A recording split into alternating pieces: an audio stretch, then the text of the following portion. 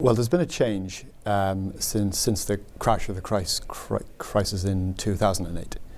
And at that time, there was a flight to cash and a flight to non-risk stocks and bonds. People wanted to keep their cash safe. And that led to a low yield world where their money was safe but didn't create much of a return for them. And we're now starting to come through that time period, which has gone on for 5 years. And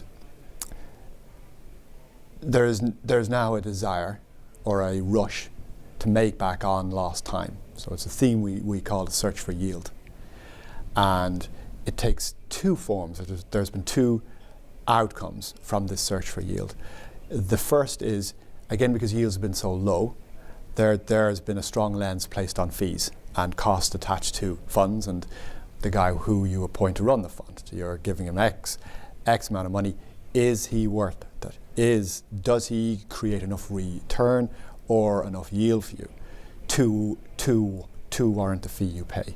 Now, because of that, there's been a shift away from, there's been a shift towards indexing because it's low cost. You track the market, and it's clean, safe, and it's low cost. There's been a large shift towards that, and that shift is going to be ongoing.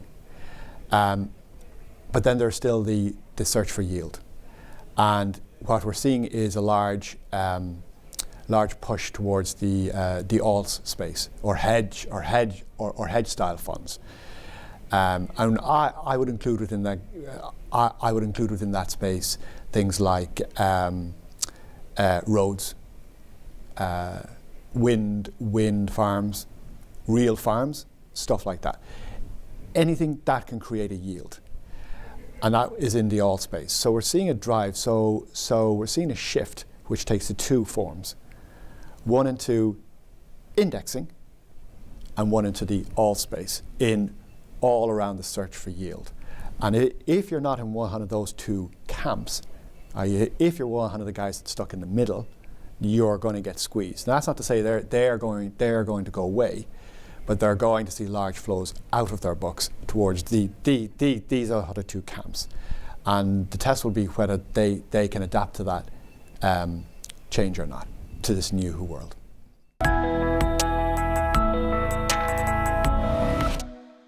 The concerns that I would see would take two forms.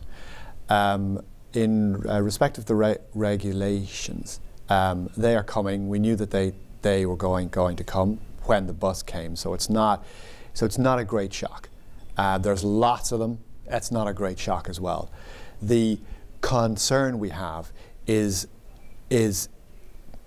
with the time it takes to adjust to them, because the demands which are being placed on our firms are very severe, and the costs that go with those demands are very high, and that takes time to adjust your model.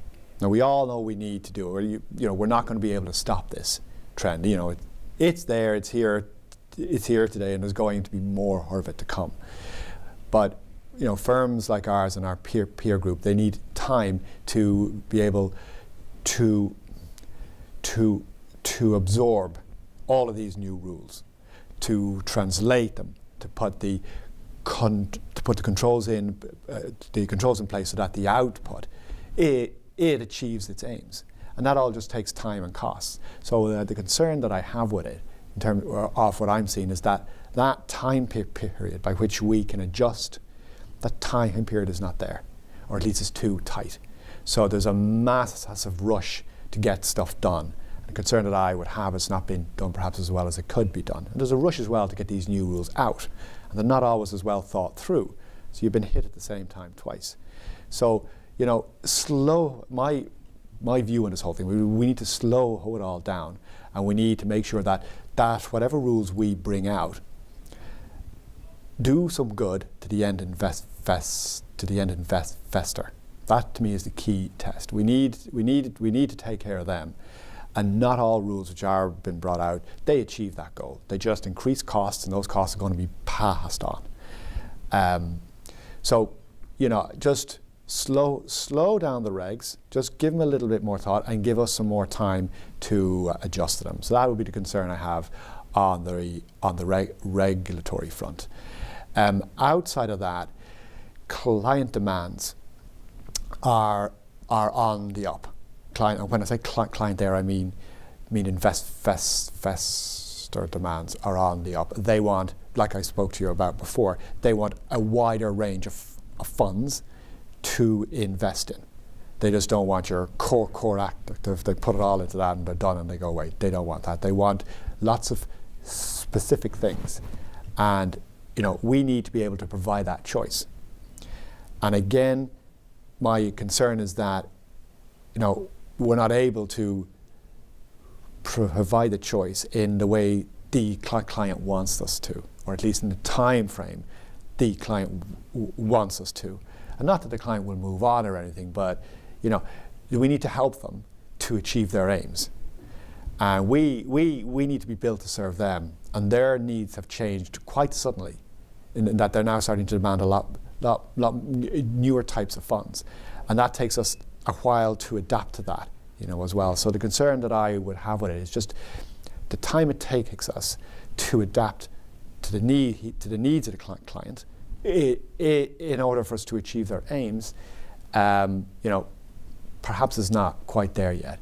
But I think it will be, because we're all starting to catch up. We're all starting to adjust to it. But it just takes a little bit more time. People would be first, second, and third. I think when you come here and you come to launch your first fund here, that's the sense you get. It's the warmth of the staff with the firms whom you need to engage with. They want you here, and you really get that sense. And you get that sense from the providers you need to use, from the law firms you need to use, the tax advisors you need to use, the government guys as well. They're all very keen for you to come here and for you to stay and for you to grow. And they make it work. I would say as well that the way that we've written, the ways that the laws are written here, the way the regs are written, it's all very clear. It's all above board and it's clear, and you know exactly where you stand from the word go. So you don't need to keep going to your law firm to ask them, what does this mean? And there are other parts of the world where you launch funds in, and you can't do anything unless you use a local law firm to get advice on whether you can or not. And that's not the case here, because it's all very, very, very clear. And that's a big strength to it as well. So those to me would be the two big themes, which are two big pluses.